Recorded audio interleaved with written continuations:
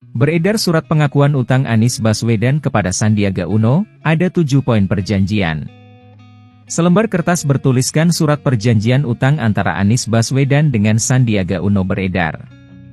Untuk diketahui, utang 50 miliar rupiah Anies kepada Sandiaga Uno itu awalnya diungkap politikus Partai Golkar, Erwin Aksa saat menjadi bintang tamu di kanal YouTube Akbar Faisal Uncensored yang tayang pada Sabtu, 4 Februari 2023. Surat diduga pengakuan utang Anies Baswedan pada Pilkada DKI Jakarta tahun 2017 itu beredar di media sosial. Dikutip dari Warta Kota, dalam surat tersebut Anies Baswedan meminjam uang untuk kepentingan kampanye dengan total senilai 92 miliar rupiah dalam 3 tahap kepada Sandiaga Uno dan pihak lainnya. Surat utang itu ditandatangani Anies Baswedan pada 9 Maret 2017. Ada 7 poin dalam surat pernyataan utang Anies Baswedan tersebut.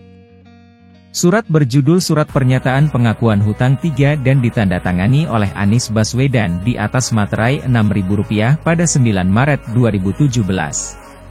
Poin pertama menyebutkan surat pernyataan ini adalah tambahan dari surat pernyataan pengakuan hutang yang dibuat pada 2 Januari 2017 lalu sebesar 20 miliar rupiah dan surat pengakuan hutang 2 tertanggal 2 Februari sebesar 30 miliar rupiah. Kedua, Anies mengakui kembali meminjam uang sebesar 42 miliar rupiah dari Sandi tanpa jaminan dan tanpa bunga 9 Maret 2017. Dana ini digunakan untuk keperluan pemenuhan kewajiban 70% dari total biaya kampanye putaran kedua Pilkada DKI 2017 sebesar 60 miliar rupiah.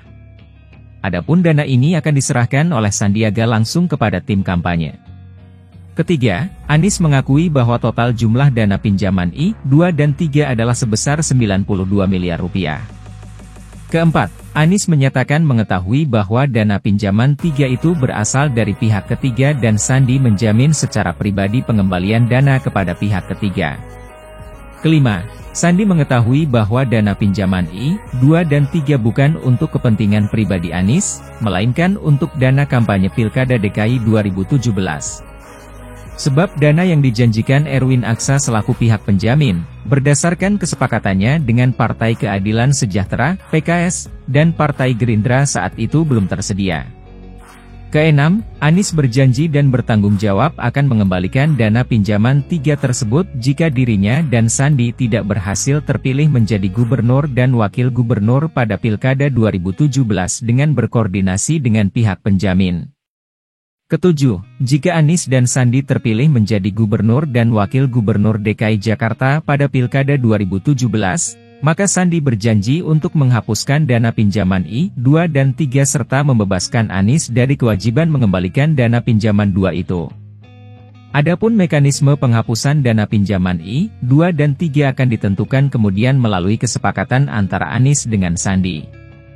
Surat itu diakhiri dengan pernyataan bahwa yang bertanda tangan membuat dengan sebenarnya, dalam keadaan sehat jasmani dan rohani, serta tanpa paksaan dari pihak manapun. Penjelasan Erwin Aksa, Wakil Ketua Umum Bidang Penggalangan Strategis di DPP Partai Golongan Karya Erwin Aksa ditanya mantan politisi Nasdem Akbar Faisal soal perjanjian antara Ketua Umum Partai Gerindra Prabowo Subianto, mantan Gubernur DKI Jakarta Anies Baswedan, dan Sandiaga Uno terkait kerja sama politik. Menjawab pertanyaan tersebut, Erwin mengaku ikut andil dalam membuat draft perjanjian yang dibuat oleh pengacara Sandiaga Uno. Ia mengaku melihat perjanjian tersebut. Isinya, kata dia, adalah terkait pembagian tugas antara gubernur dan wakil gubernur. Perjanjian tersebut, kata dia, juga merupakan saran dari mantan Ketua Umum Partai Golkar Jusuf Kalla atau JK. JK, kata Erwin, menyarankan membuat perjanjian tersebut karena hal serupa pernah dilakukannya dengan Presiden Susilo Bambang Yudhoyono, SB, saat menjadi wakil presiden pada 2004 sampai 2009.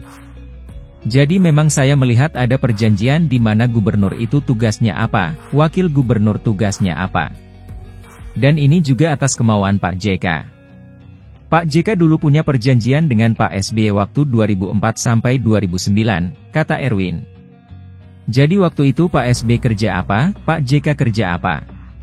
Sama, Pak JK juga mengatakan bikin saja perjanjian sama seperti waktu saya dengan Pak SB 2004 presidennya itu wapres. Pak JK sendiri yang menasehati kita kok, sambung dia. Selain perjanjian tersebut, kata Erwin, ada satu perjanjian lagi yang dibuat.